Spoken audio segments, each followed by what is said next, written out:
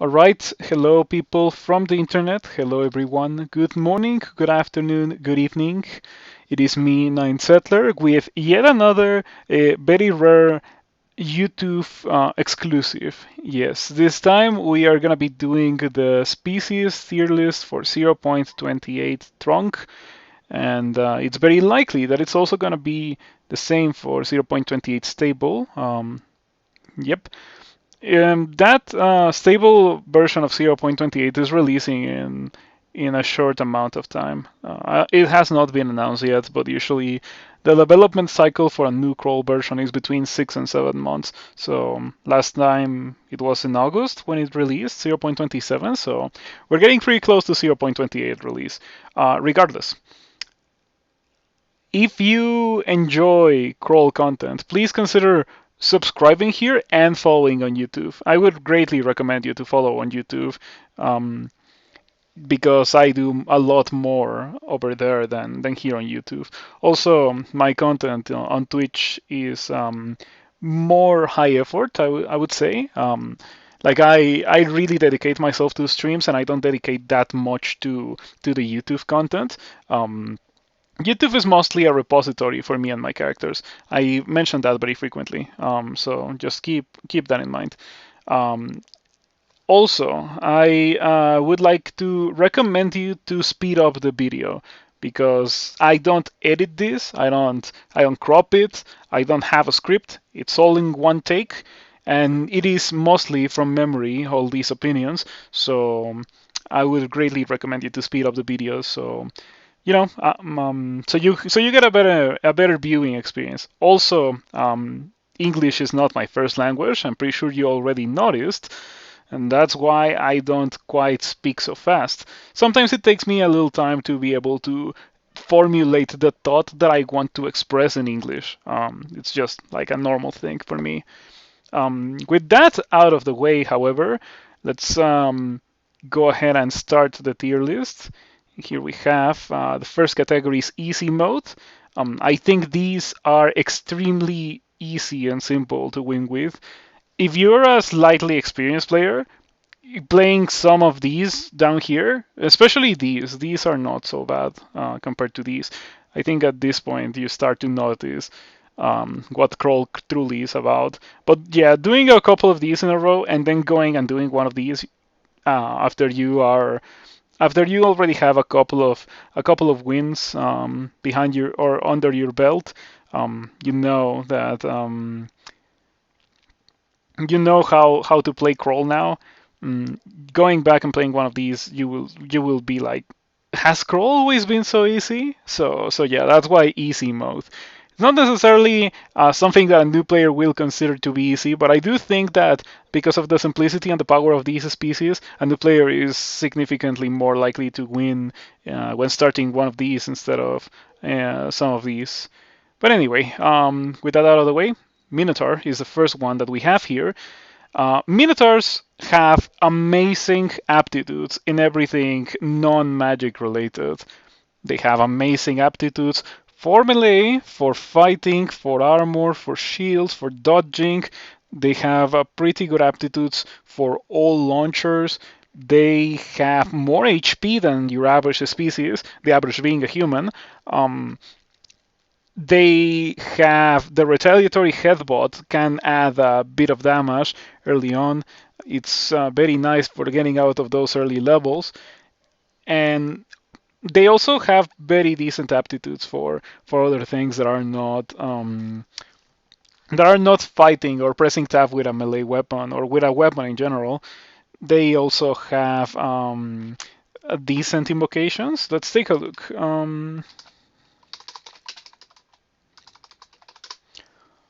Minotaurs have.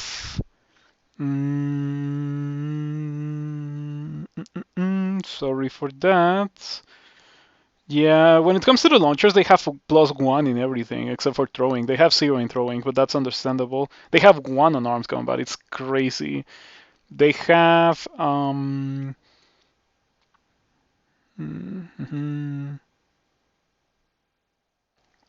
0 invocations and -1 invocations.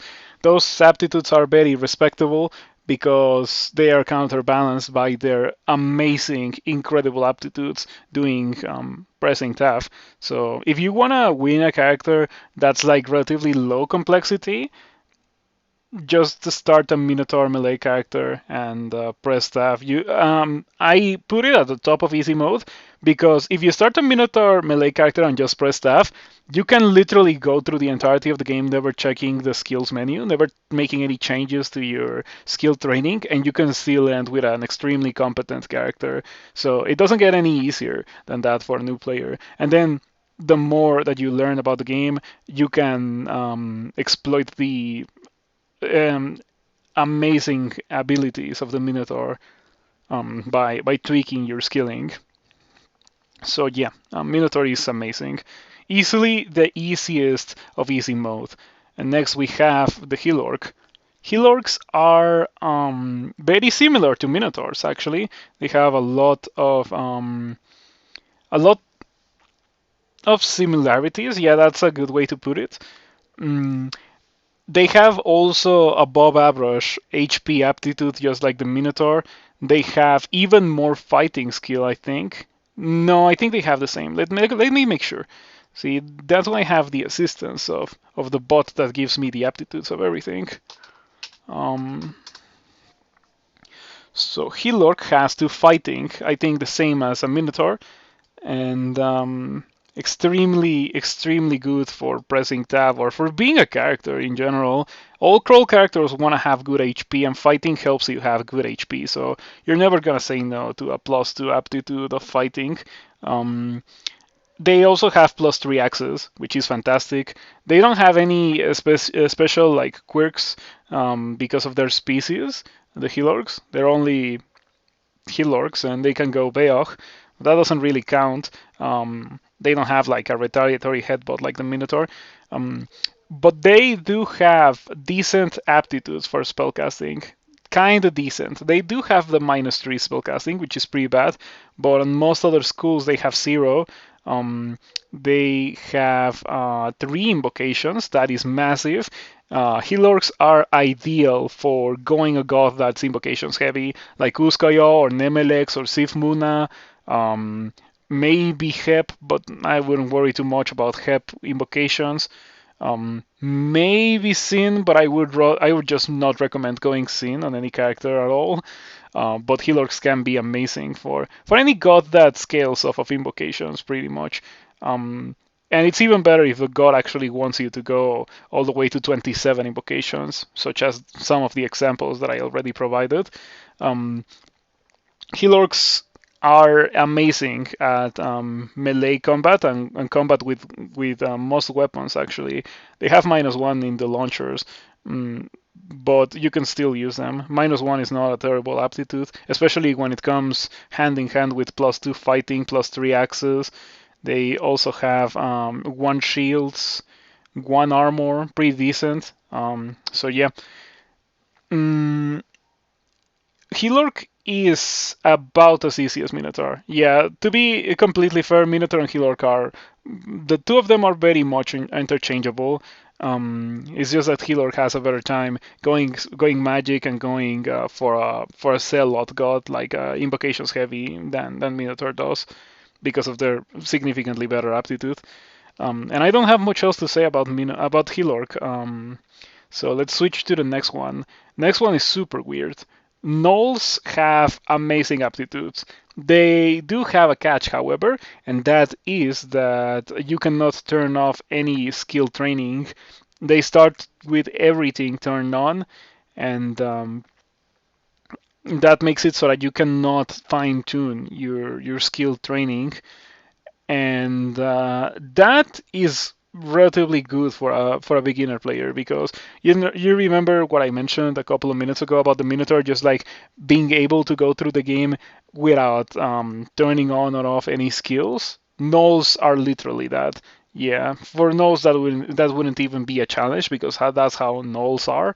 And yeah, gnolls have a very solid start of the game because their aptitudes are so high, and the base experience that you start the game with is not diluted.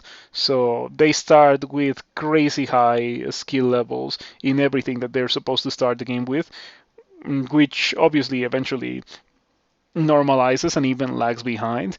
But Gnolls are the masters of just adapting to what the floor god provides to them. You find a pretty cool launcher, use that. You find a good spellbook. Well, you can probably cast everything already by the moment you find it. You can even go on Invocations God because they have a +9 aptitude for invocations. So they are guaranteed to get the Invocations title with any god unless you pick up a manual by accident. Yeah, those do have some traits because of their species. I think they can smell gold and items, and that might be it. I don't remember too much about the gnolls and that specific part of them, but they have normal HP aptitude, and that can be a little bad when you cannot focus on fighting, or at least that is my case. Yeah.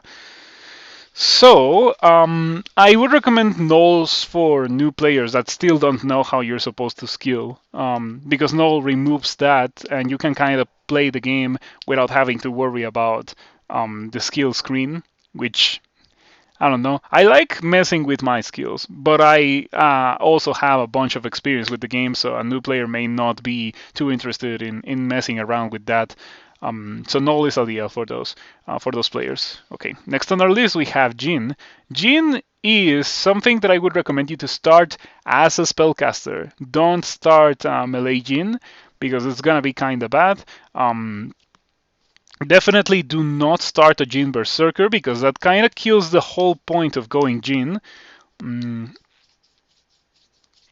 Djinn don't get spells from books.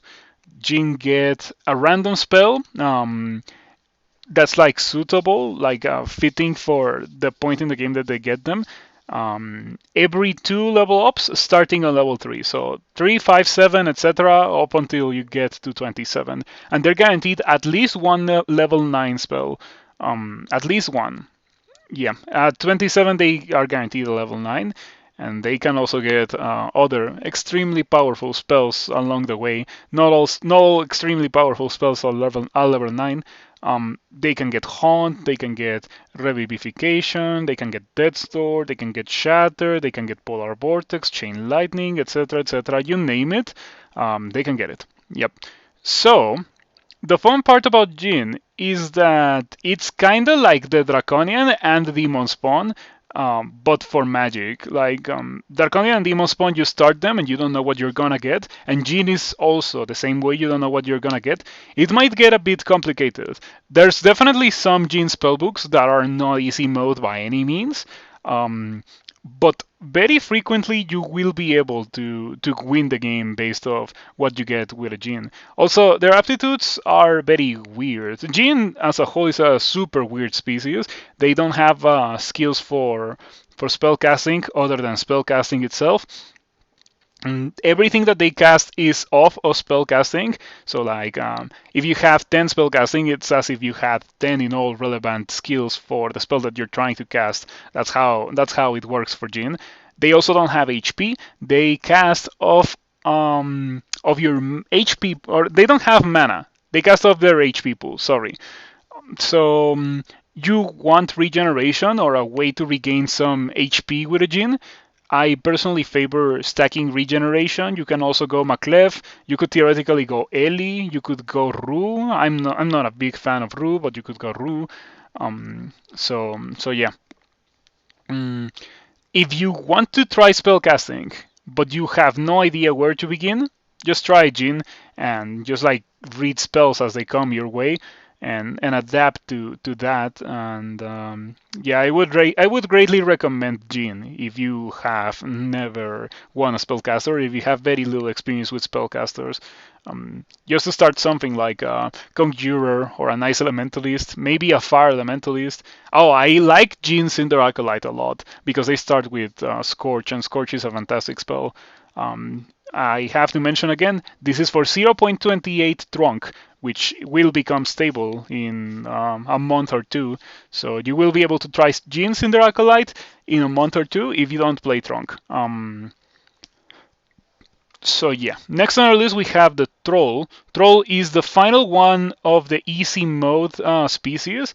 Yet again, another extremely powerful melee species. Troll will let you go through the early game with whatever background that you start as. Like it doesn't matter. A troll enchanter will be a troll, so you can just like never cast a spell with a troll enchanter and just staff through the game and win like that. You could even go Drog and never cast a spell starting as a spellcaster. It's pretty funny. Because of their clause 3. Troll clause 3 make them deal way more damage than pretty much any other thing with 0 skills in melee combat on D1 because of the way claws work.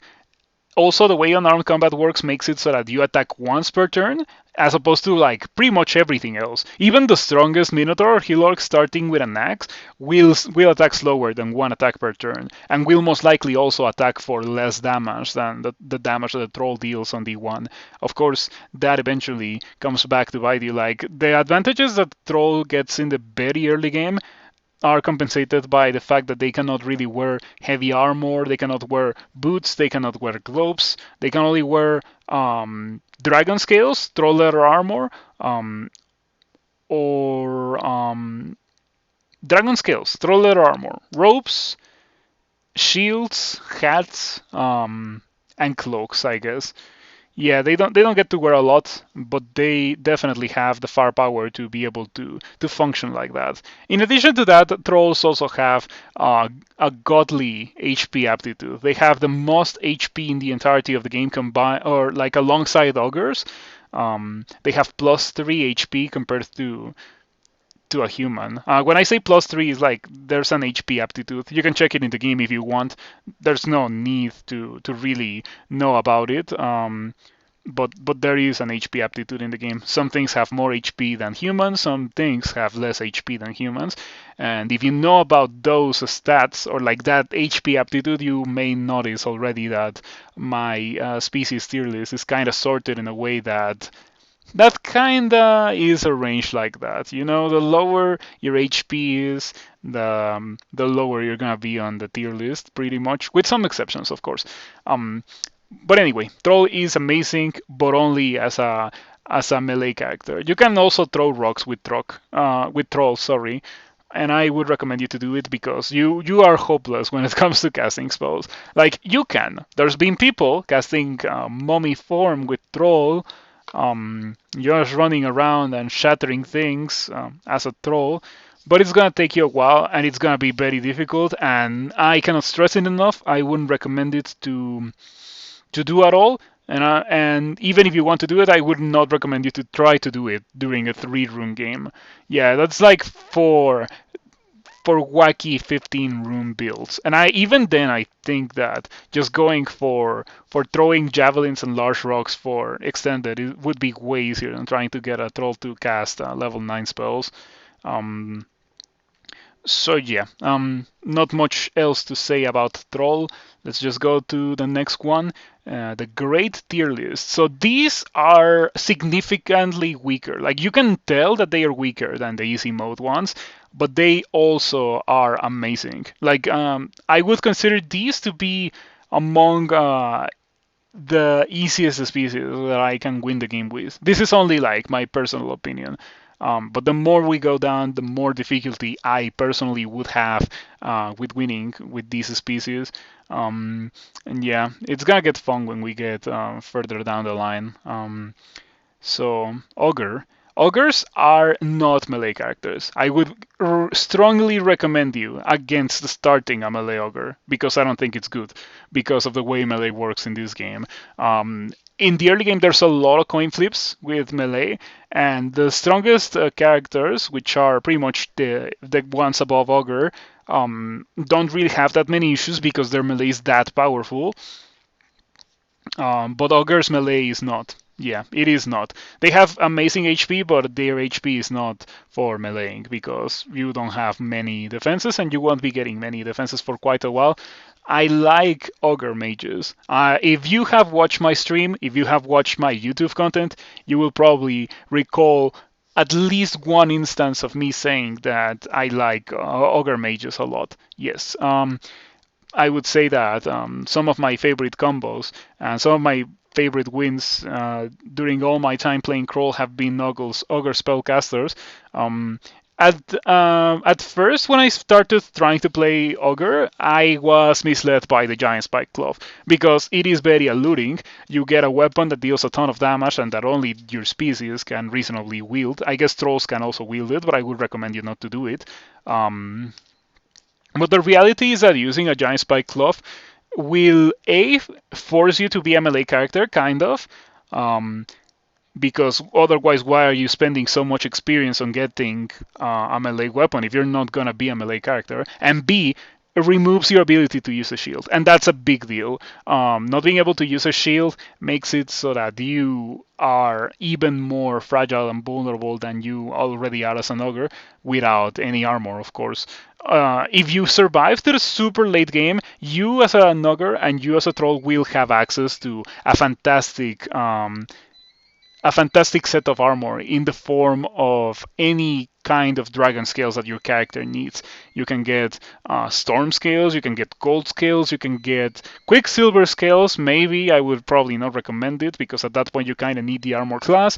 You can get fire scales and ice scales. You can get pearl scales too if you get lucky, and I would also not recommend those. But anyway, that's like the advantages of or that's where a troll and an ogre goes from being like weaker than those species that came before them when it comes to melee capabilities, at least when it comes to these three, when it comes to melee capabilities, and they become superior in my opinion because not only do they have similar defenses to those first three species, but they now have even more HP than those three species. But it takes a while to get to that point, and I think it's very difficult to get to that point being a melee character as an ogre. So that's why I recommend you to start a mage. And if you start a mage, you will very clearly notice that ogre mage is very good.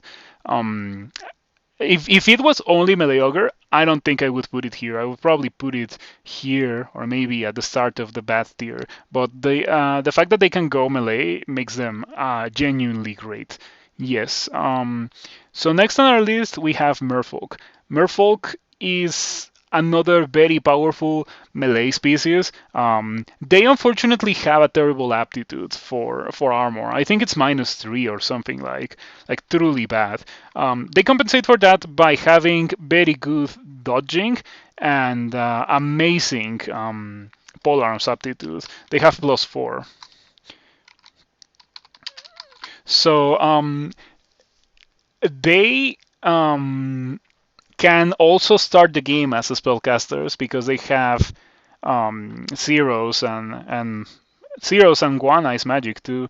Yeah, they're pretty favored for starting as an Ice Elementalist. I recommend Ice Elementalist a lot if you want to start a spellcaster that can have a very powerful backup plan in the form of melee, because Ice Elementalist starts with Freeze, gets also Kubu's Armor, gets Frozen Ramparts, and so you can just cast your Osokubu's Armor and poke things from afar with your polearm while they're coming towards you through the Frozen Ramparts.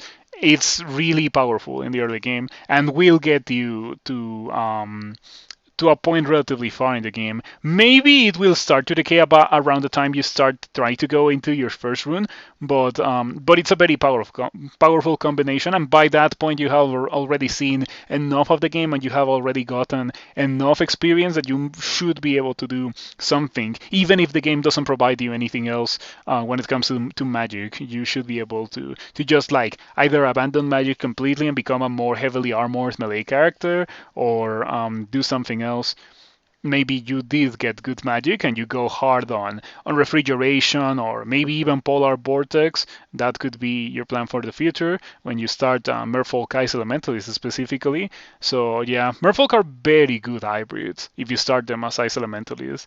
I guess you can also start them as Venom Magi, and that removes one of the greatest weaknesses of the Venom Mage, which is the fact that there's so many skellies and they lost Ignite Poison, um, which is completely understandable, by the way.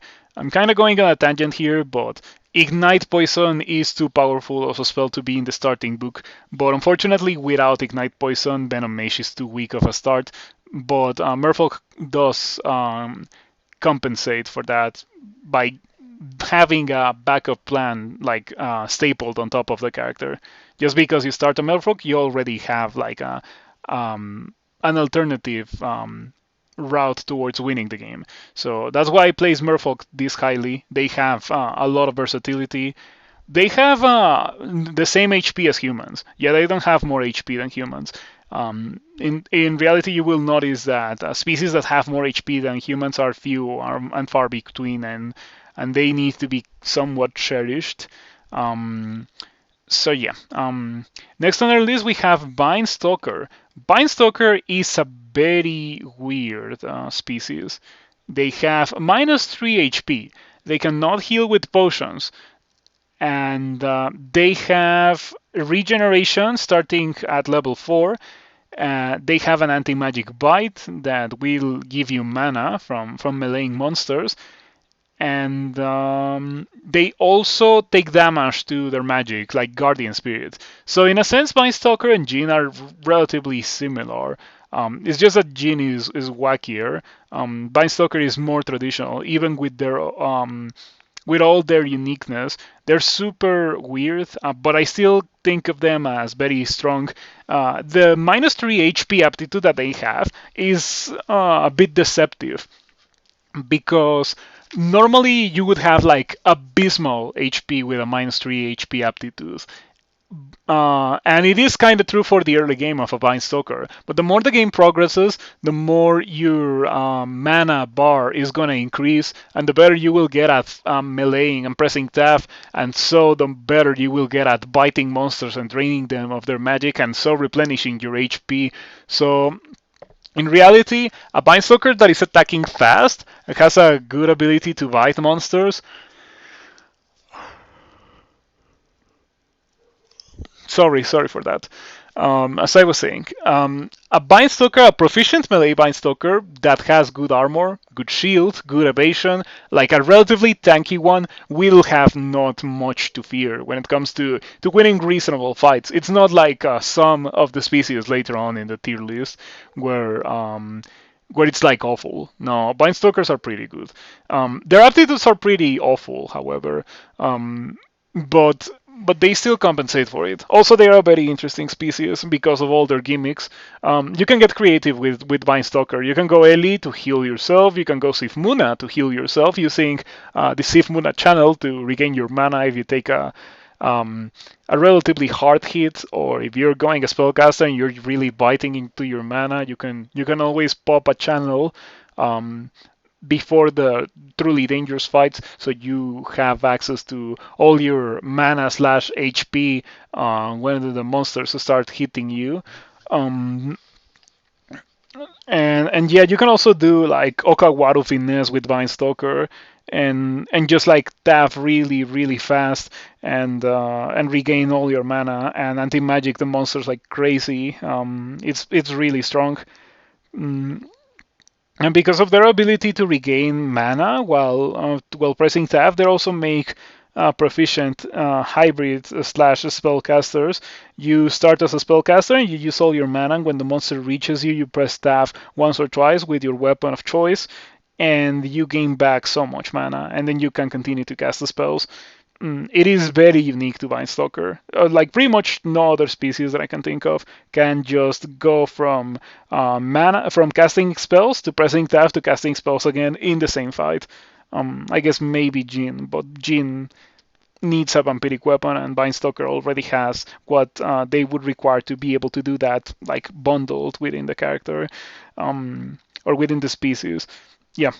If you have never played a Stalker, please think of giving them a try. I would yet again recommend Cinder Acolyte. With most species that have issues getting out of the early game, Cinder Acolyte is fantastic. But I already talked about Cinder Acolyte in my background. Oh, I haven't talked about Cinder Acolyte. Okay, sorry, that is a spoiler for the future. I did talk about Ignis in my God tier list. That's what I was thinking of. So yeah, so I would recommend buying Stalker Cinder Acolyte. Truly, I would recommend everything Cinder Acolyte, to be completely fair. Everything Cinder Acolyte is good. But I think I have run out of things to say about buying Stalker. Let's go to the next one. Formicid is in the great tier list because they have the unique ability. Nothing else in the entirety of the game can do this. They can use a shield and a two-handed weapon. So Formicids are the masters of the Lajatang, the masters of the Darflail, the masters of the Quarterstaff, the masters of the Great Mace, and also the masters of using the Tower Shield of Ignorance. They're really powerful melee characters because of their ability to wear a shield and to use a really damaging weapon without sacrificing that extra bit of defense that comes from being able to use a shield. Unfortunately, the nerf to shields in 0.28 might knock them off this particular tier. I have not tried them since the nerf was enacted, which is really a shame because I played a Formicid relatively recently, Formicid Berserker. And I thought that it was interesting. Formicid Berserker is by no means the ideal Formicid. In fact, I would recommend you not to play a Formicid Berserker because Formicid doesn't have any escape options because of their species traits. They cannot be hasted, slowed, paralyzed, berserked, or is that it? Or teleported? Yeah, haste. They cannot be hasted, slowed, paralyzed, teleported, or berserked. So that removes one of the strongest tools of the Berserker, the ability to Berserk, and kind of trivialize the early game with the Berserk. And they also have no escape options. So if you want to play a Formicid, I think it's good, but you need to go God that gives you defensive options. You can go Sin, which I yet again would not recommend on any character at all. I would instead of Sin recommend Nemelex, Wujian, maybe Uskoyo, maybe. Lugonu would be very good if you get Lugonu.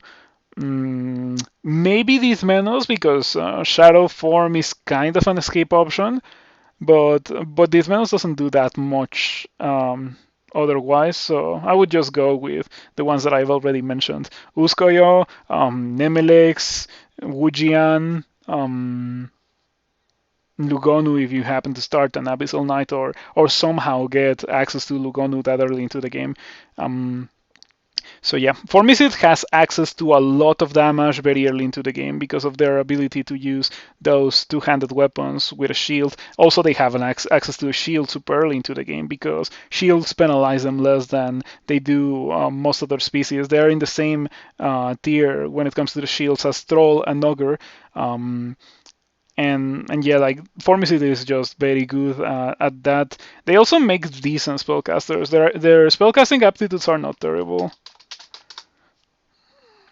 They have a bunch of zeros across the board. So yeah, I would recommend you to give Formicid a try, but do keep in mind that you may need to rely on a god for defensive abilities, because if you don't have defensive abilities as a Formicid, your game is not gonna go very well. If you're used to getting saved by Scrolls of Teleport and Scrolls of Blinking and Potions of Haste, you can forget about playing a Formicid. Or more precisely, you need to forget about those things when you start a Formicid. Next on our list, we have Demigod, and Demigod is the last of the great tier list, and some people may be surprised to see it placed here for me. But I think of Demigod as not necessarily atheist, it's more like a Chebreados worshipper without the downsides of going Chebreados. And I already mentioned it in my God tier list. Chebreados is a powerful god. It's just that the downside is way more than the benefit that you get from going Chebreados. But this character gets the stats without being omega slow. So Demigod is good because of that. Unfortunately, they don't have access to gods, and they have an abysmal HP, or they have an abysmal experience aptitude. Yeah, they level up the slowest out of everything in the game, I think, and they have +1 HP, so the same as a Minotaur and a Healorc, but in reality you're not gonna notice because their HP gain is so slow that I have one Demigods at experience level 24, 25 that go through like the entirety of a normal 3-rune game and just do SOT and clear SOT, and they still are experience level 24, 25. It's just the nature of experience in 0.28. So yeah, in reality, Demigods will not really get that much HP as you would be expecting from their HP aptitude. Their HP is more comparable to something that has -1 HP. So maybe something like an Octopode, like a Djinn. Yeah, they are amazing spellcasters, incredible spellcasters. They also make relatively decent melee characters. Obviously, it depends on what you're gonna be putting your stats on. If you start as a mage, maybe it would be a good idea to get some 8 or 12 intelligence at the appropriate points in the game, so you have crazy good ways to kill your enemies, and then maybe start thinking about hybridizing. And then the other way around, if you start a melee character, or you could just go full on intelligence or full on strength, and just become very dangerous at spellcasting or very dangerous at melee combat. Yeah, I think of demigods as truly very good. And if you have never played a demigod, don't be intimidated by the fact that they are in the advanced or complex. What is it called? I think it's complex tier because they're not that difficult. Yeah, there's many things that are way worse than demigod. Mm, so yeah, with that out of the way, I think we're gonna go into the meh tier, where you see there's a bunch of dudes, and this tier is different from these two because these start to have some significant weaknesses. After playing one of these and then going back to the easy mode tier, you will notice, as I mentioned earlier, like these are significantly weaker, and it's very noticeable that they are weaker and how they are weaker than the easy mode species, because these can go through a normal game feeling like gods. These go through a normal game with great difficulty, but they go through a normal game at the very least. Yeah, so let's start with the Gargoyle, which is at the top of the meh tier. I was thinking of putting them here, the Gargoyles.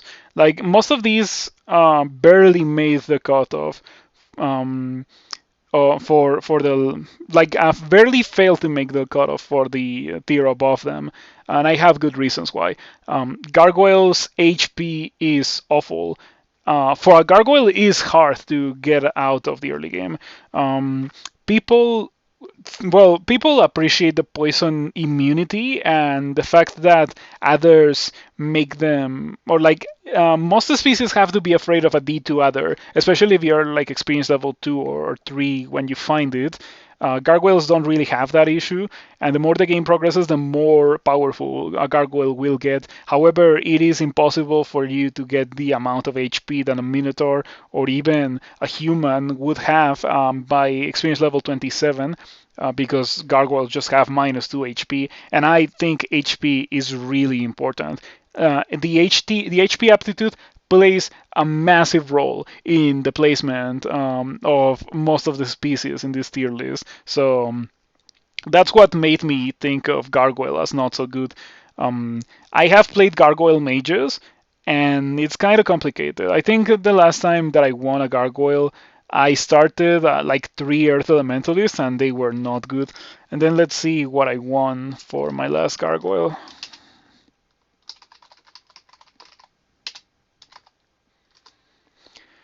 My last Gargoyle was an Ice Elementalist, yes. Ice Elementalist, very good. Very good, very good indeed. Cannot recommend it any more than I already do. Um, So yeah, gargoyles get HP or get armor class upon leveling up. I think by the time they get to experience level 27, they have 20 armor class just from being a gargoyle. Um, they don't really lose anything. They have all their slots, I'm pretty sure.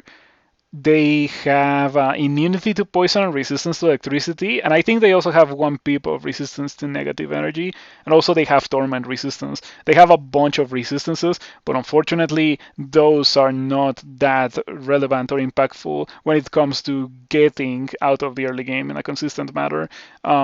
The reality with gargoyles, at least for me, what I have experienced when I'm playing a gargoyle is that I go and then find a D2 Gnoll. It doesn't even have to be a halberd Gnoll, and at that point, doesn't matter how much of a gargoyle you can be the longer you go through the game. The reality is that you will have like 6 armor class or so, and it will be very difficult for you to beat a Gnoll on D2, especially if you start a melee character. As a mage, you have a much better chance. But yeah, I'm not a fan of Gargoyle. Their HP really makes me put them into the mid tier. But if you survive past the early game, they scale, and they scale pretty hard. And yeah, armor class is very good by the end. It's just that good luck getting to the end. Um, and next on our list we have Octopode, and Octopode is in a very similar train. Octopodes start very weak with no jewelry, with no armor class. Um, they scale really, really, really hard with the amount of jewelry that you find. Doesn't help that, well, I guess it does help that jewelry is fantastic. The longer that you go through the game, the more you will find crazy rings. I know because I very recently played an Octopode that did 14 runes, and I by the end I had such a crazy ring set. I had so much intelligence with that Octopode. It was insane. I think octopodes are very fun, but I wouldn't really even try to start a melee octopode because it's just like begging for fights to not go your way. Mage octopodes are much well suited to kill things early on. Um, and yeah, getting out of the early game as an octopode might be easier if you don't care about training stealth. Yeah, I personally don't like to do that. I don't really train stealth with anything. But if you train stealth, Octopode can avoid fights that would not be favorable by the point in the game where you when you see them, and then either maneuver the monsters to fight them one at a time, which makes them significantly easier to kill, or just like avoid the level altogether and go back up and clear the level when you're more well suited to do so. So yeah, in case it wasn't obvious, octopodes cannot wear most armor types. They can only wear hats. They can wear an amulet, and they can wear 8 rings. So the more rings that you find, and the more high quality the rings that you find are, the more powerful an octopode will be. And rings make you scale really hard, even if it's like normal rings of intelligence or rings of strength or rings of dexterity, like stat rings as a whole. Make you more powerful. I mean, I ranked Demigod here for a reason. Demigod have stats, and Octopode can have stats. It's just that they won't get stats innately. They need to rely on the floor god to get stats. I would think that maybe an Octopode of Ghosak would be good so that you can amass gold relatively quickly and get jewelry shops so you can hit that power spike faster. Also, the other day when I won my Octopode, it was actually quite a while ago at this point. It was in October 26th. 2021, just for like posterity's sake. I played with Ashensari, and Ashensari gives you a ton of curses because you have a ton of things to curse. It's 8 rings, a hat, a shield, and an amulet. So that's 11 things to curse. It's a lot more slots than pretty much any other character in the game gets. So yeah, octopodes are really, really strong in that regard. Funny thing, my Octopode did 14 rune. Oh, no, it was it? I remember that I did a 14 rune Octopode. Oh yeah, it was not on October. That was a Gargoyle. Hold on. Okay,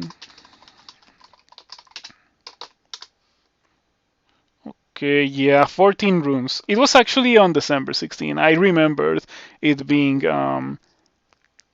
more recent than October. So there it is.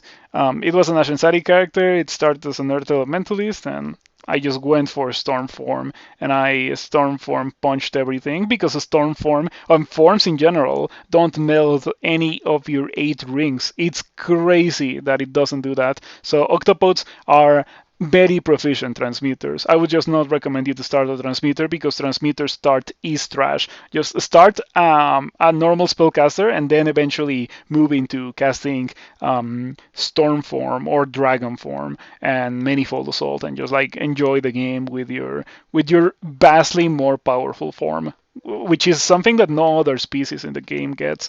Octopods are pretty fun when they get going. They're really really fun. But I think I have run out of things to say about Octopode. We are going to talk about Demonspawn now. Demonspawn are the second of the random species that I have to mention. The first one being the Djinn.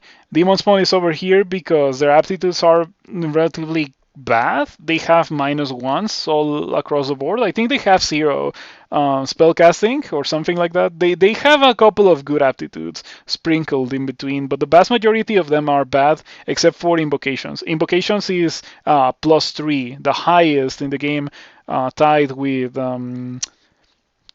the Heal-Orc. Yeah, tied with the Heal-Orc. Only Heal-Orc and Demonspawn get +3 invocations, I'm pretty sure.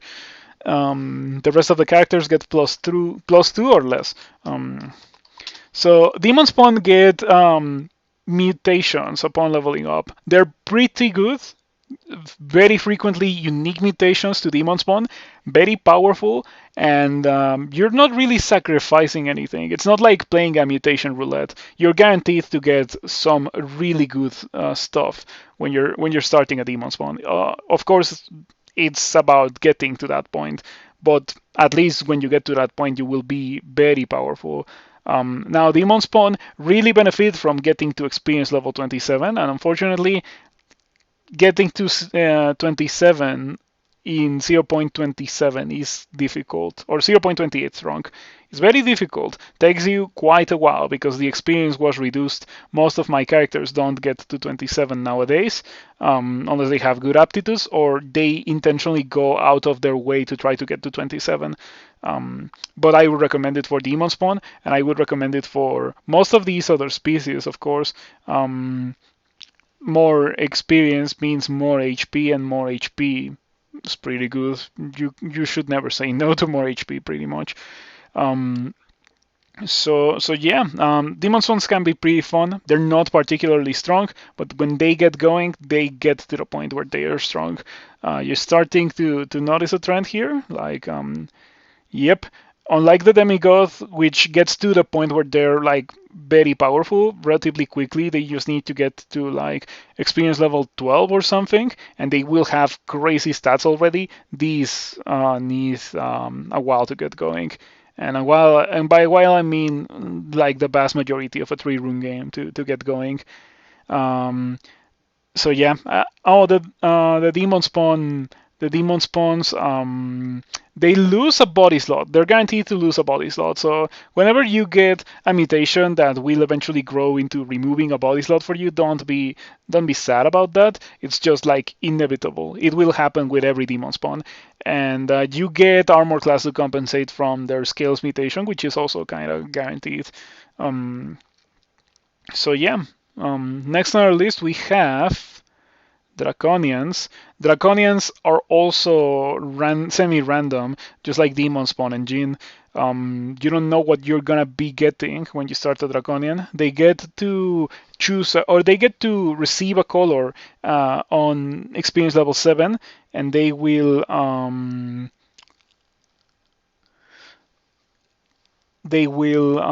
get a color, get a breath weapon. Their aptitudes will change depending on whatever color they are. So it is not uncommon for you to start an Ice Elementalist and get Fire, or get Red Draconian, or the other way around, start a Fire Elementalist and get White Draconian.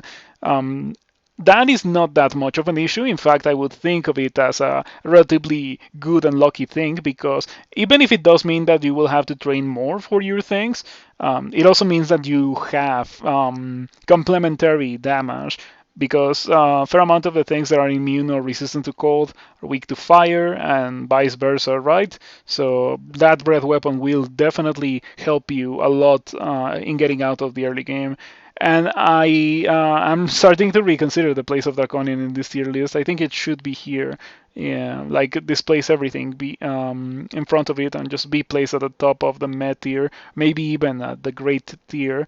But I would not recommend them to be melee characters yet again, because they don't have the ability to wear body armor, and that's important when it comes to melee. You want armor class, and these guys cannot really get armor class unless they are transmuters. Um, so yeah, the mage start is where it's at with Draconian, or with most of these species.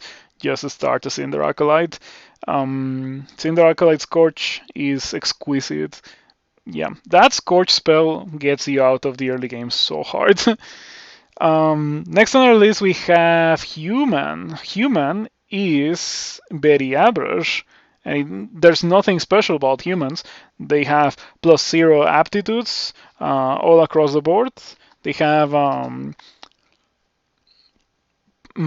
spell casting, +1 stealth, and they have a +1 invocations. And they also gain experience the fastest out of all the species in the game. Sure,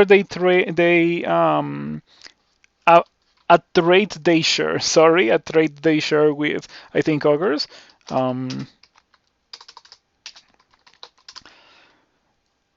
They share it with Formicid and Kobold and Djinn. Yeah, Formicid, Kobold, Human, and Djinn are the ones that level up the fastest out of everything. And the ones that level up, or the one that level up the slowest, is the Demigod, as I mentioned. So yeah, funny thing, despite the fact that Demonspawn wants to get to 27 skill, or wants to get to experience level 27, they're among the group that levels up the second slowest. It's that like the Demigod tier, and then there's a bunch of other guys after Demigod that level up really slow, but not as slow as Demigod. Some of the species in that list include Minotaur, Troll, Palentonga, Cat, Deep Elf, Mummy, Vampire, Deep Dwarf. Yeah, and Draconian too. So yeah. Anyway, I just went into a bit of a tangent because human really doesn't have anything special. It's like the template. You want to move sliders around so that your species is kind of at the same power level as a human. They may be really powerful in some regards, but really bad in some other regards. And you can even notice that on some of these species. Like, for example, Minotaur has like all its aptitudes when it comes to melee and using weapons, like pretty much maxed. But then they have issues with spellcasting, and humans don't have any issues with spellcasting, but they also don't have any proficiency with doing anything. Yeah, they can do everything. They can just do it rather poorly. Nah, they can do it well. They can do it well. They're not bad, but they don't have anything too compelling to like really make you think, oh, I want to play a human. This is gonna be sick. It's not like you're starting a Djinn. Oh, I cannot wait to see what spells I get, or a Gnoll. I cannot wait to see what the floor gives me, what I'm gonna use with this character, or a Draconian, or a Demonspawn, or an Octopode. No, human is just like super boring, and it's fine. I mean, it's not powerful, but it's also not weak. So I place it here, kind of at the middle. Let's see here, 15. It's not quite at the middle. It's a bit on the weaker side of all the species, but it's completely fair because we have already seen so many of these amazing species before human. Like they all have something really cool about them that human doesn't really have, but at least humans don't have any significant egregious weaknesses like the things after them kind of do. So that's why I put human here, and everything after human I have some complaints about. So I guess enjoy that if you're still watching. So yeah, not much else to say about human. Just do whatever, play whatever you want, however you want, and you should be able to win. It's just that you should not really expect to be truly powerful unless you get really lucky with some loot drops from the floor god. Next on the list we have Barachi, and Barachi is much more powerful in the stats in the aptitudes department than the human is. They have some issues, however. Yeah, I think one of the greatest issues of the Barachi, if not just straight up the greatest issue of the Barachi, is the fact that they are slow. Yeah, they cannot run away from anything in the game. Well, I guess they can run away from worms in the very early game, but apart from that, there's not much that you will be able to run away from as a Barachi. Um, that makes them much more likely to get into a very bad spot in the very early game. They're really powerful, but yet again, in the early game, they are not trained or skilled enough to really like show their strengths. And they all that they have in the early game is the weaknesses, and you need to get past the early game to get to the point where you're powerful. With Barachi, it's not like Troll that can just murder the early game. So yeah, that's a big issue with Barachi being slow. They have a hop, and it does kind of help at surviving the early game. And the more the game progresses, the more powerful the hop gets. Not only because it increases in like power directly, like you literally can move farther away when hopping, but it also gets more utility because you have many more things that you can do after you hop, from spells or weapons or like maybe even your god, whatever you want to do with Barachi, with a hop. It's like unique to this species pretty much, the Barachi hop. I don't think any other species gets a mobility option like that. Um, that can be used entirely defensive because Palentonga does get a mobility option that I will talk about very soon, but it's not like the Barachi one. Um, so yeah, these guys have weaknesses. And another one of their weakness, very important to mention, is the fact that they have an increased line of sight. That can be pretty bad because it means that monsters can see you from farther away. Really awful when you're fighting things like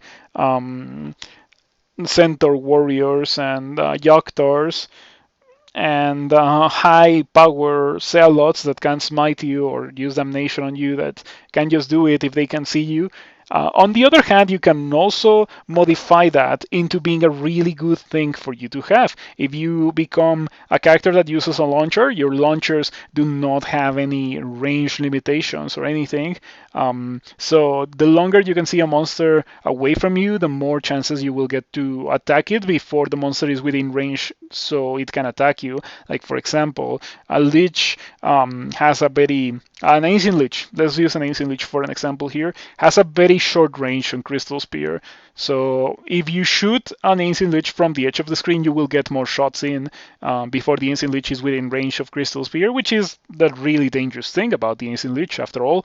So that's how you turn the Barachi weakness of having more line of sight into a strength. But yeah, getting to that point, as I mentioned, takes a while. It's kind of complicated. I would not recommend Barachi by any means to new or intermediate players because it can get pretty difficult. As I already mentioned, getting out of the early game is no joke when it comes to the Barachi. Next on our list, we have Palentonga. Palentonga have bad aptitudes.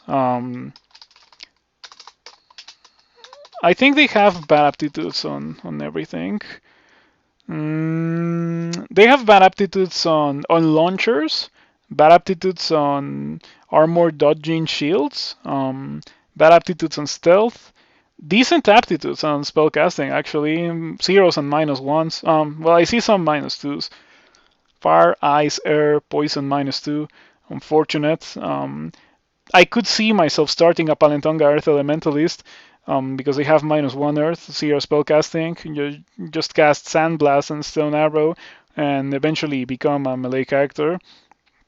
Yeah, I'm not so much of a fan of Palentonga. I put them here because they have the form body, so all the base armor class that they would get is halved. That doesn't affect the armor class that you get from training armor skill. But then again, these guys also have a relatively bad armor skill. It's -2. It's actually really, really bad -2 on skill that you want to pump as highly as armor.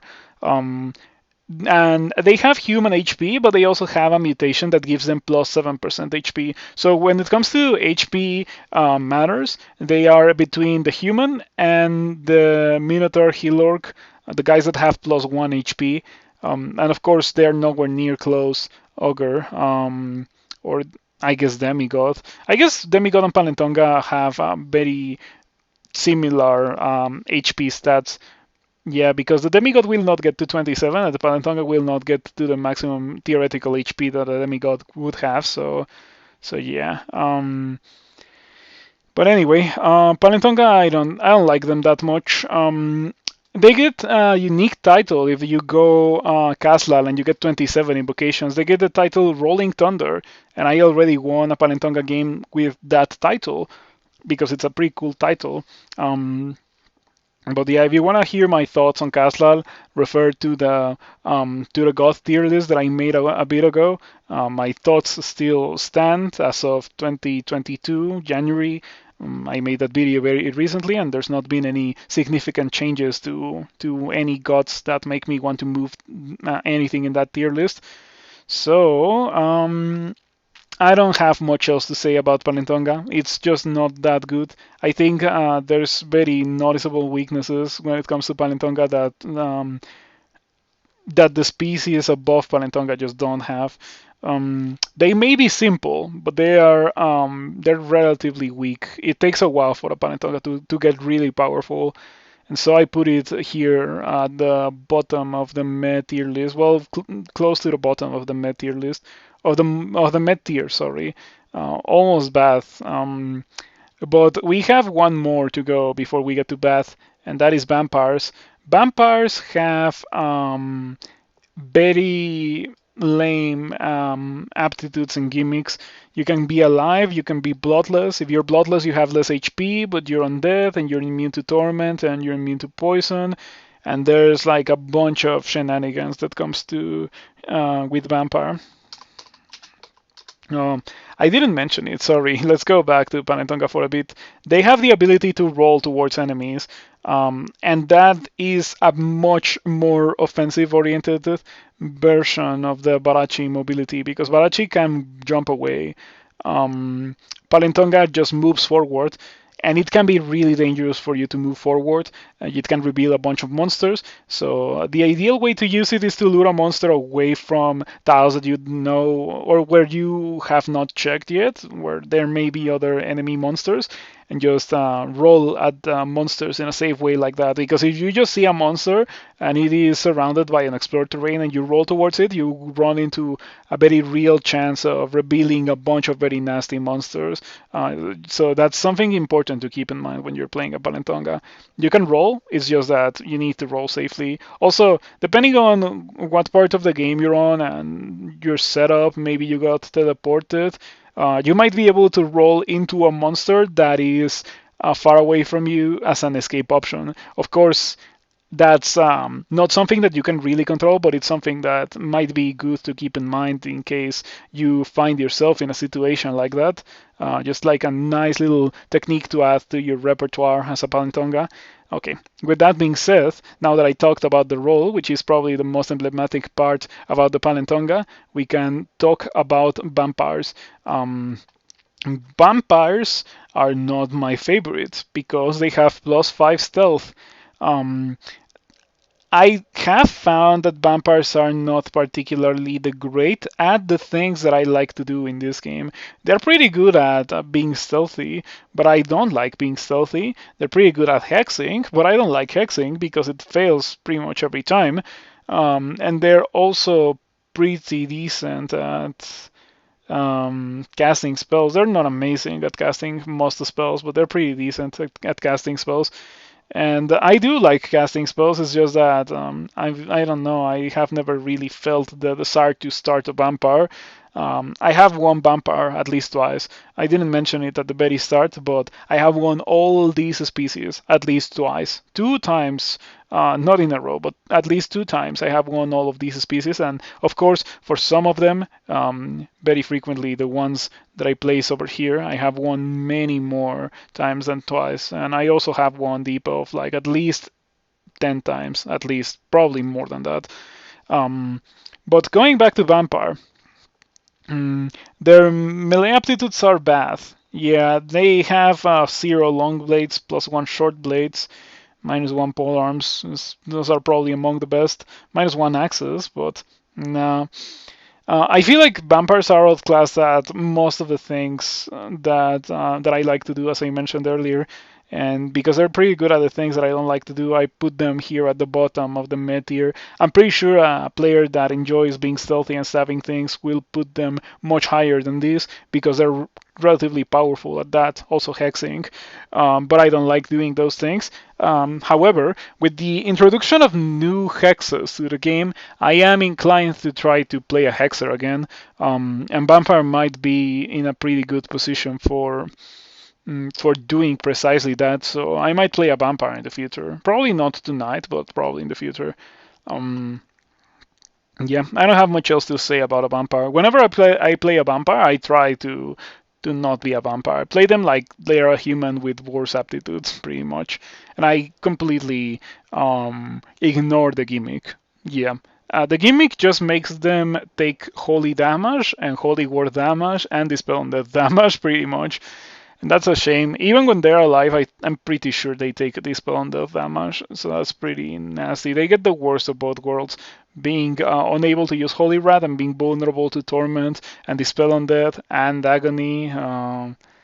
Yeah, pretty nasty when it comes to the vampire. That's why I don't like them. Apart from all the things that I've already mentioned, solidly at the bottom of mid tier.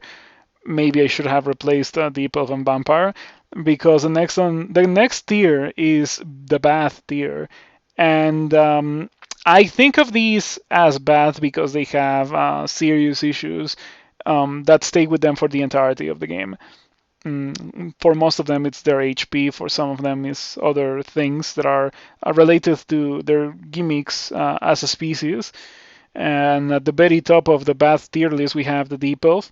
And let me tell you straight up, Deep Elves are powerful. Yeah. I'm not saying they're weak by any means. I enjoy playing Deep Elves. It is not easy to play a Deep Elf, and it is also hard to play a Deep Elf because it doesn't have that much tolerance for making mistakes. Their low HP aptitude, their low fighting aptitude, their bad defenses, all coupled together make it so that you will be very punished if you make mistakes, or even if you don't make any mistakes and you just get unlucky with your damage rolls or with your accuracy rolls, you can lose fights in ways that you would not really be expecting them to lose or to be lost. It's just like the variance of the game, and that's the thing. Like the more weaknesses a species has, the more vulnerable they are to variance. You can see that the ones that I placed above are relatively resilient to variance because no matter how the game goes, how a fight goes, they have a game plan that they can execute, and some of them need a good god or need to get lucky with their fights, cannot really tolerate getting two bad damage rolls in a row. Deepa would be in that category, I think. They're really powerful as spellcasters, I have to say. Go Behemoth, just go through the game with whatever spells Behemoth gives you. You're guaranteed to get some very spicy spells by the end, including some level 9s that Deep Elf with their incredible intelligence stat will be able to cast without many difficulties. So Deep Elf's aptitudes for spellcasting are pretty good, actually. I think they have +3 spellcasting, and then +1 on most other spell schools. So yeah, a couple of Deep Elf with Behemoth. And with very careful play, that doesn't make a lot of mistakes, and you can make deep elves very powerful. But as I mentioned, they're susceptible to making mistakes and to getting bad variants. But if you can look past that, deep elves can be very powerful and very enjoyable because I enjoy powerful characters. I like them, and deep elves can definitely get to that point. So yeah, I really think that if I was going to redo this tier list, because this is only a picture, if I was going to redo the tier list, I would place Vampire here and Deep Elf here. Um, that also is a matter of personal preference, of course. If you're a player that likes stealth or stabbing, I already mentioned it before. Next on the list we have Kobold, and Kobold suffers from a similar fate than the Deep Elf does. -2 HP aptitude. I feel like anything below -1 it's starting to get pretty nasty. And Kobold has -2. They also have very reduced line of sights, so they have a very hard time taking advantage of their amazing crossbows aptitude, which is truly unfortunate because crossbows, like arbalests to be more precise, are quite probably the best weapon that a kobold can use. At least a kobold that is not stabbing.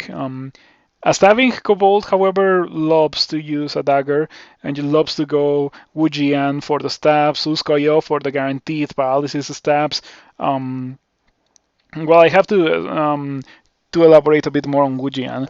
So with Wujian Kobold, your line of sight is so small that if you use Serpent Slash, you are guaranteed to be able to staff any sleeping monster. It's just a guaranteed staff. Thanks to Serpent Slash, monsters don't wake up while you're moving with Serpent Slash, and you can launch attack. And I'm pretty sure launch attacks get stabs thanks to Wujian. They don't get stabs with Rampaging, but you do get stabs with Wujian, so Kobold of Wujian, I can recommend it. Wujian also provides a lot of damage to the Kobold. If you're using short blades, you can just pop Wujian Heavenly Storm and just do martial arts and get 15 slaying like that. Also 15 evasion to go alongside the Kobold's small size to exacerbate that defense a bit more. It is, of course, even better if you have a decent set of armor to go alongside your evasion. I would maybe be very happy to have Shadow Dragon Scales with a Kobold. If you're really going hard on the stabbing, Shadow Scales gives you stealth compared to wearing a robe, and it also gives you very good defenses. Of course, you're sacrificing the resistances, but it shouldn't really be that much of an issue because you're a very stealthy kobold and you can take fights in the best way possible for you. It's just a gameplay, a game plan that I do not enjoy and that I do not try to pursue with any character, and that's why I rank kobold here. Of course, these are only my opinions. These are not set in stone. You can and will probably disagree with some placements in this tier list. I just recommend you to try the species that I have already talked about in the way that I have talked about them, so you can like understand my point of view and like realize, hey, maybe this is really good and I agree with this placement, or maybe the opposite, and that's fine too. But anyway, next on our list we have the Ghoul. And these are bad. Yeah, they have bad aptitudes. They have a very crippling weakness that stays with them for the entirety of the game. And that is the fact that they do not regenerate when monsters are visible. And what does that mean? Regen items are completely worthless to a ghoul because the big part about a regen item is being able to regen mid combat. In practice, having a regen item equipped on your character gives you like 1 HP pretty much every turn that you fight. So it is like having a bunch of robust on any character. Because it gives you like extra survivability on a fight. Of course, that won't do a lot if you're taking like 50 damage every turn in the late game. But if you never get to that point, regen is pretty good. And unfortunately, Ghoul cannot take advantage of that. I think Ghouls have plus 1 HP, but like you don't really notice it because the Ghoul downsides are terrible.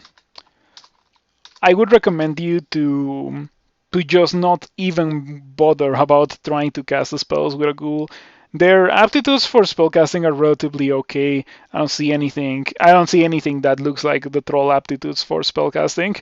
But their HP, or not their HP, sorry, their intelligence stat is abysmal. It is terribly bad. Also, they get the lowest mana pool in the entirety of the game, the ghouls. So yeah, I would just not recommend you to even try to cast the spells with a ghoul. Um, it will be very painful. I guess you can do it, but don't expect it to be good is what I'm trying to say. And even at melee, these guys are not that great. When I play ghouls, I like to start with an armed combat because claws, they may not deal that much damage, just like the troll claws. Like the troll claws explode everything on D1 with 0 skill. Ghoul claws deal less damage than that, way less damage. But they're still better than most starting weapons. Not when it comes to base damage type, but when it comes to attack delay. Also, with a bit of training, Ghoul claws become equivalent to starting weapons when it comes to the base damage output, and they also have the advantage of being faster to use than the starting weapons. So I like to go unarmed combat on ghouls. It's a shame that unarmed combat takes so much skill, but then again, you're not really gonna be spellcasting, so it's fine to put that experience towards unarmed combat. I see that these guys have +1 invocations too. You might be interested in going a ghoul spellcaster, or not a ghoul spellcaster, sorry, a ghoul Cealot, Nemelex, Uskayo, you know, the ones that I mentioned earlier. The invocations heavy gods will definitely be of much help to a ghoul.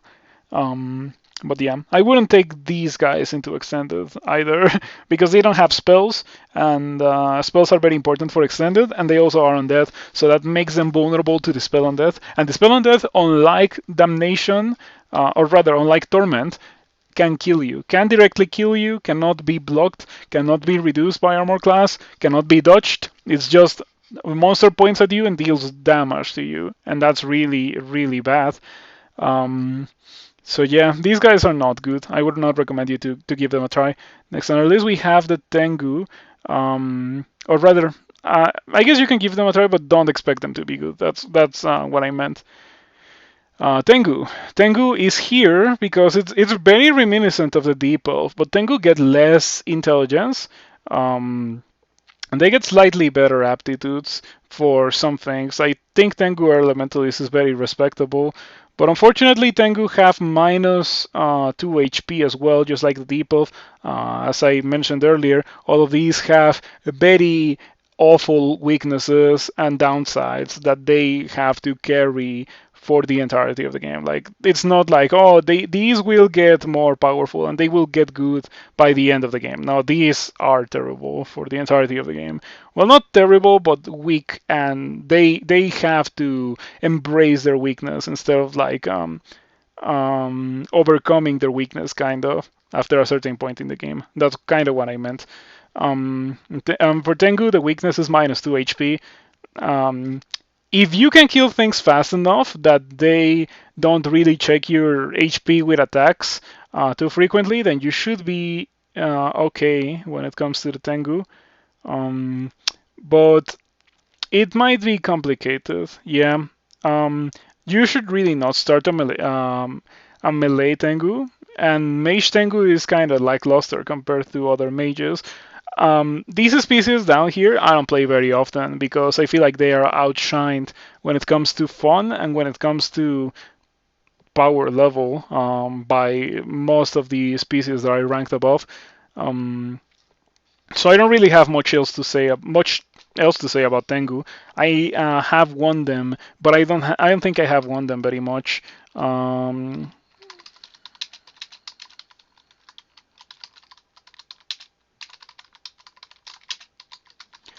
Yeah, I have won 2 Tengu, only 2 Tengu because I don't like them that much. 2 Tengu in 14 games, believe it or not. And yeah, it's just like they're not that good. I guess they move fast. You can run away from everything, but they're kind of like Spriggan light in that regard. And Spriggan is not too much to my liking either. But at least these guys have a bit more HP than the Spriggan. They unfortunately cannot wear boots, so that's like yet another downside of Tengu. Like the auxiliary attacks that they get are like a joke compared to the teeny tiny bit of extra armor class and defensive capabilities that boots provide. I know that I would take any random Randart boots with cold resistance over the claw attacks that the Tengu has. Even normal boots would be better than the claw attacks. So there's that. Next on our list we have Deep Dwarf, and you may be surprised to see Deep Dwarf ranked this lowly, but let me tell you, the passage of time has not been kind to Deep Dwarf. Yeah, in 0.28, the early game is very difficult. Maklev gives halved healing, Trog no longer gives you vampiric weapons, Elivilon is in kind of a rough spot as well. Deep Dwarf, like everything has come into conjunction to make Deep Dwarf into a much worse species than it used to be. It went from being the species of choice to do speed runs because they were that powerful to being in a very pitiful state. And at this point, I'm really not hoping, but I'm expecting Deep Dwarf to get removed because it's already a challenge species. Yeah, at this point I would consider Deep Dwarf to be something that you pick if you want to go through the game being afraid of absolutely everything. I would be okay with Deep Dwarf if Crawl was a game where it was easier to reduce the damage that you take. But unfortunately, even on a single 1 versus 1 fight against a random orc, as a sole orc, an orc that is alone might deal a good bunch of damage to you.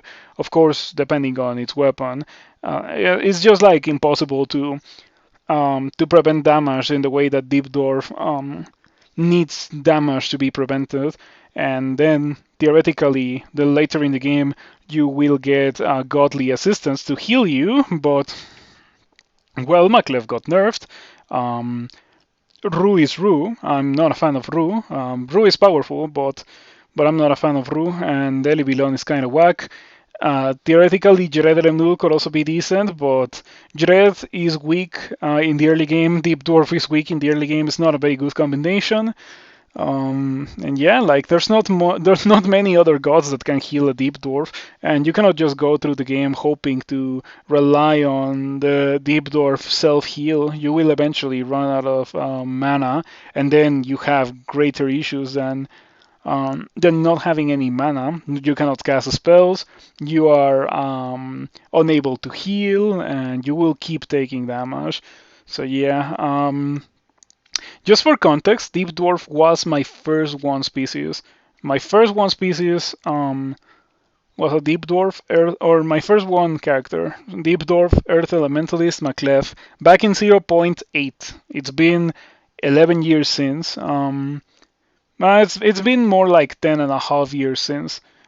Took me a while to get my first win in Dungeon Crawl Sunsoup. So yeah, I have seen them change as the game progresses, like losing the wand of heal wounds and a bunch of other changes. I think they used to have more HP than they do now. Yeah, I think they used to have +2 HP, and now I think they have only +1. But let me make sure of that.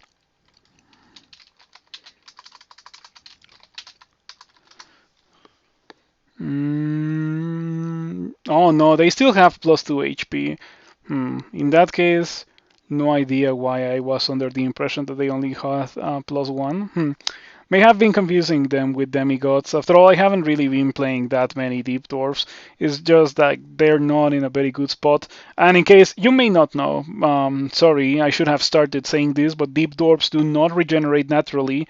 So unlike every other species in the game, you cannot just rest off after every fight. That makes them relatively faster to play, but also makes them very weak. They also have an ability that makes them heal, and sometimes you lose mana off of healing. I don't like that ability because of the variance of losing mana. Um, and yeah, like Trog not giving you vampiric weapons anymore. Maclef with the very pitiful amount of healing that he now provides. Eli Vilon being Eli Vilon. Only Ru is an option for a deep dwarf, and yeah, they're not good. I don't have much else to say about deep dwarfs. Let's go play a mummy or talk about mummy. And let me tell you, mummy is very weak. But it can get powerful if it goes Ashensari. Very recently, I had a mummy character that just got crazy loot off the floor coupled with Ashensari, and it was very powerful. I can tell you that I have had that mummy was way more powerful than some demigods, some formicids, most Palentonga, most vampire, most Barachi, most of these species over here, but not like this, not as powerful as these for sure. But it was very good. Um, yeah, that mummy had no business being that good. It just was. And it was very funny because I started a Mummy Cinder Acolyte and I was like, okay, I want to be a spellcaster. And then the game started throwing crazy, powerful melee loot at me. So I just like abandoned my plan of being a spellcaster and just embraced the melee character. Yeah, and it was a very good character, let me tell you. Um, but that's like more the exception than the rule when it comes to mummies. They have really bad aptitudes on almost everything.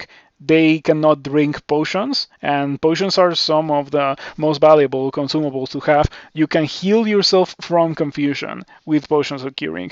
You can obviously heal yourself properly with potions of heal wounds. You can regain your mana with ambrosia, potions of mana. You can drink cancellation to not be petrified. Big thing, big deal, very important. Also to remove slow. Um, you can use a potion of 3 to win an early game fight. That's something that almost every other species can do, but not mummies.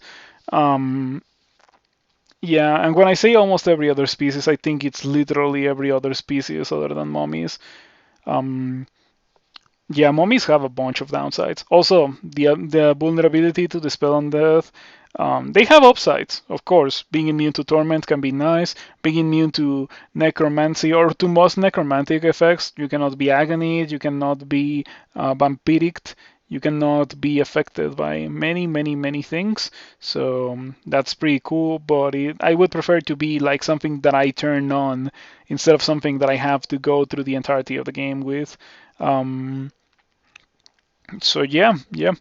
I would recommend you not to start a melee mummy. I would recommend you to start a mage mummy, and I would recommend you to start an ice elementalist. Most likely, an ice elementalist is just very good.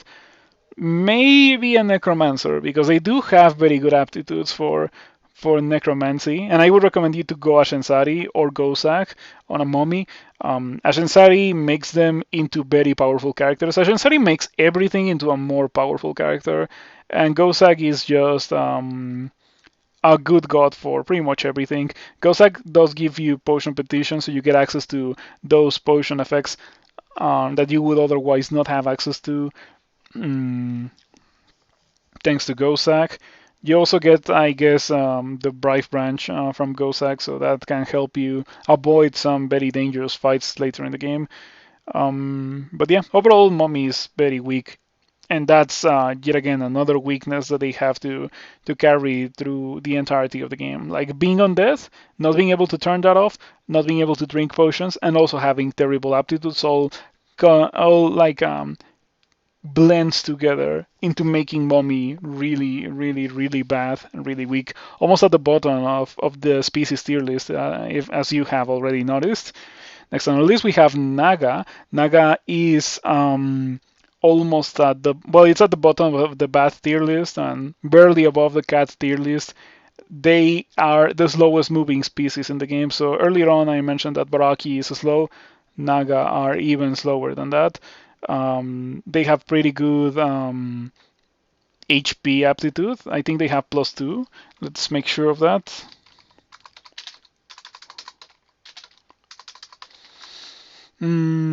they have plus 2 HP, but unfortunately that plus 2 HP is not enough to compensate for the fact that they cannot run away from fights in the early game. That's a big deal. They cannot run away from fights.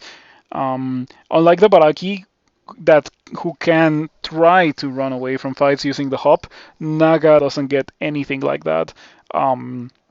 And that is a big deal for surviving the early game. I feel like if you want to play a Naga, you are forced, you're like mandated by the game to go stealth, because you cannot afford to be immediately noticed by every monster and just get dumpstered by fights that you not only cannot take but also don't want to take.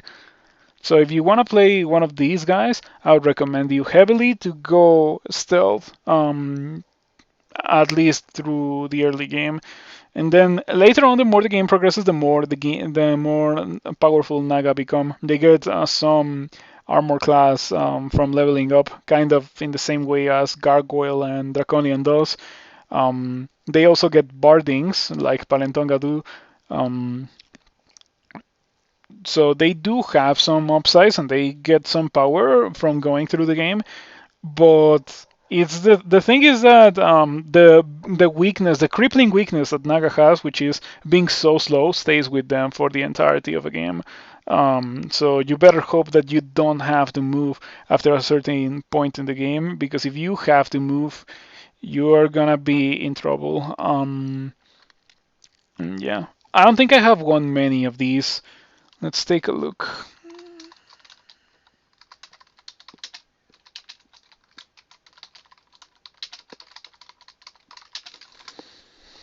I have won 4 Naga across 23 games. 4 Naga across 23 games. It's crazy. I don't really like to play them that much. I don't think of them as particularly good or powerful. And that's why their rank so low. It might also be a matter of them kind of forcing me to go for a playstyle that I do not enjoy, which is the stealthy playstyle. So yeah, not much else to say.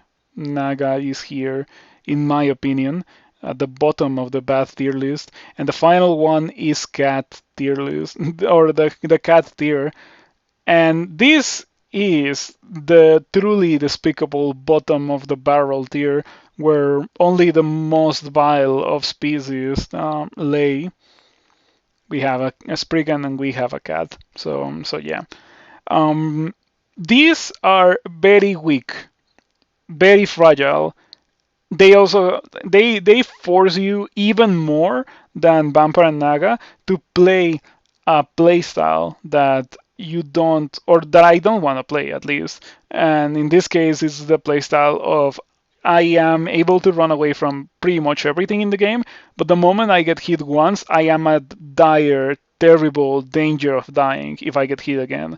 And it's awful in my opinion. Spriggan is exactly like that. They can run away from everything and they're faster than the cats, funnily enough. But unfortunately, they the -3 HP is awful. It's very unlike Stalker, because Stalker not only does it also get its mana as HP, it also gets to heal if they bite things. Spriggan doesn't get anything like that. Spriggan gets the ability to run away. So it's like, okay, I have to go through fights and I have to hope my evasion was functional enough to dodge everything. Because if I get hit once, it's like I have to run away. Think of Spriggan and Cat as not having HP, but having like shields. Imagine them having 2 points, and then when they get hit by anything, they lose 1 point. And then if you lose your 2 points, you die. That's what it's like to play a Spriggan, and that's what it's like to play a cat. And that's also why I don't play them. Yeah. I don't like them. I don't like them, and yeah, like Spriggan Enchanter was something that was recommended to me when I was a new player. I won a Deep Dwarf, as I mentioned earlier, and then I won another Deep Dwarf Earth Elementalist, 15 runes, and then I was like, okay, I want to try some other things because it's very obvious to me that this game has a lot of variety and a lot of different playstyles. So I went for Spriggan Enchanter. That was recommended to me by the community back in the day, back in 2011, and that character I will never forget because when I won that character, I caught it. I was like, okay, I understand now. The point of an enchanter is like the win condition of an enchanter is to stop being an enchanter. You cannot hex your way through the game in its entirety. So you need to be able to do something else to win the game. And I don't like relying on RNG to not wake monsters up so I can win the game with stealth. So yeah, Spriggan I think really forces you to do that, and that coupled with the very low HP, it's really not my cup of tea. They also have bad aptitudes for conjurations and like the fun things in this game. Let's take a look at the Spriggan aptitudes real quick. Yeah, their melee weapons aptitudes are trash except for short blades, obviously. +2 slings, +2 bows. Okay, so they could definitely go for bow kiting. Oh, except for the fact that they don't get access to longbows.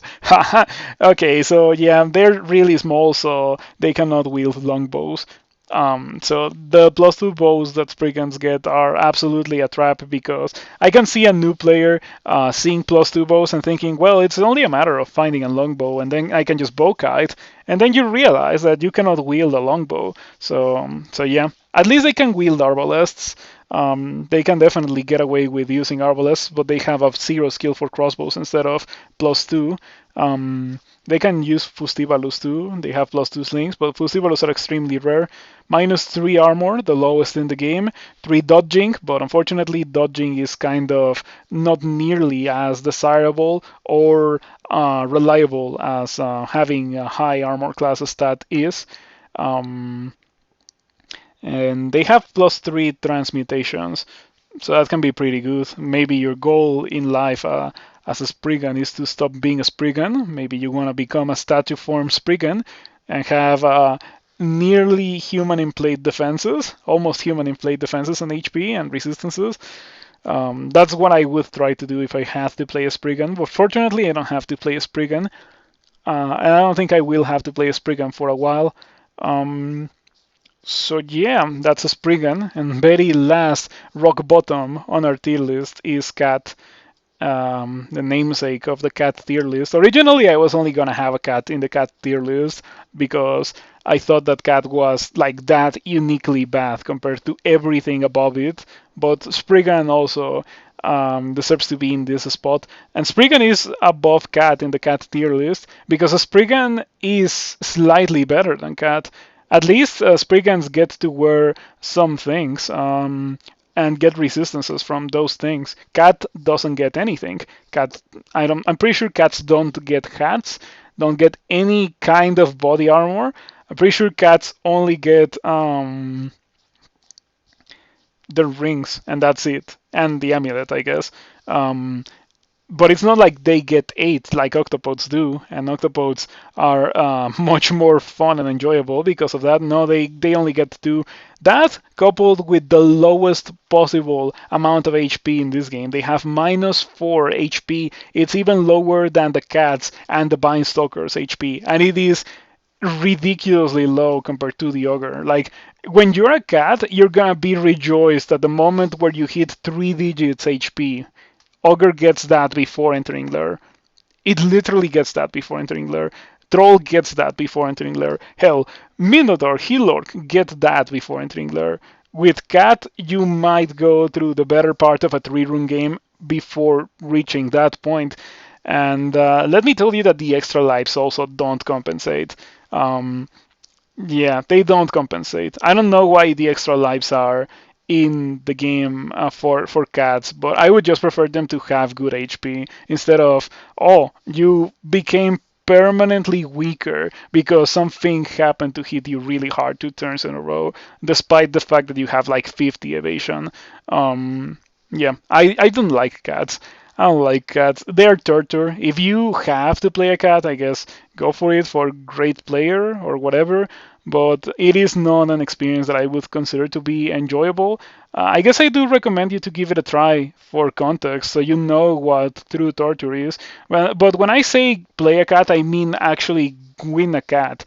Like play through a significant portion of the game to experience how different the game is when you're a cat and you don't have access to any weapons or most armor. Like many items in the game are completely useless to the cat, and I don't like that. Like leaving aside the power level aspect of playing a cat, it's just boring to find so many things and not be able to use them. And that's pretty much unique to the cat. Most species can use most things. Cats cannot use weapons and cannot use armor, so yeah, like most of the game will be trash for a cat. I guess you would be excited to find experience of Kobolds, and I guess you might be interested of going ongoing Jiva because you don't care about scrolls of enchant weapon or enchant armor. You will still hurt from losing the scrolls of blinking and teleport and many other consumables that the floor god provides, but yeah, from the characters that are the least hurt from going Jiva, Cat might be the one. And yeah, like I don't know. If you have to play a cat, go for a cat summoner probably and just spam summons and stay behind them. Maybe eventually branch into statue form when you find it or dragon form and then fight alongside your summons. But you kind of can't fight or do anything by yourself until you get to that point because cat defenses are that bad. And they can run away, but they cannot even run away as fast as a Spriggan. It's a crazy part. Yeah, cat is pretty nasty. I wouldn't recommend it, apart from, for learning what it does and why I don't like them so much.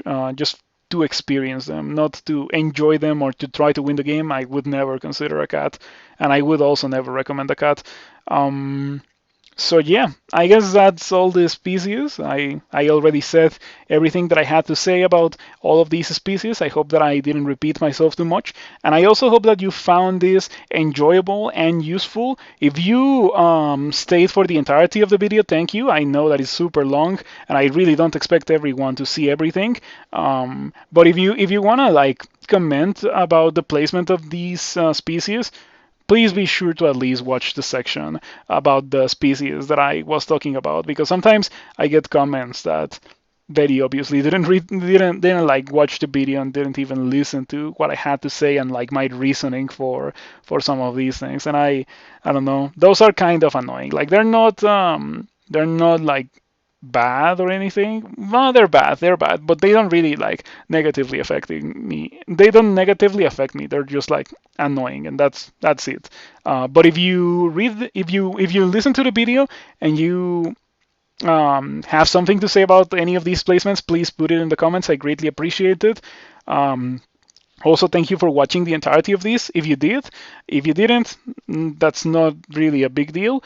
Regardless, please consider subscribing on YouTube and following me on Twitch. I mentioned it at the very start, but I will mention it again right at the end. My Twitch is my main source of content. If you want to get the fresh content, if you want to interact with me, if you want to ask me questions, ask for feedback, ask about my train of thought when it comes to X or Y situation, when it comes to building a character, please go to the Twitch and you will get the chance to do that pretty much live. You might even influence the way that I build a character. It has happened in the past, and I'm pretty sure it will happen in the future, because as experienced in the game as I am definitely not perfect, and very frequently, not always, not with every character, but very frequently chat comes in with a suggestion, with a build path that I end up taking, and that literally saves my character. Or like just a little suggestion like, hey, there was a shop with Irradiate on it, so maybe like think about getting that on a character that's struggling, and Irradiate changes your life. It's such a good spell. But anyway, that's just gonna be it for tonight, or for today. Thank you for watching, thank you for hanging out, and I hope to see you again soon. See you around.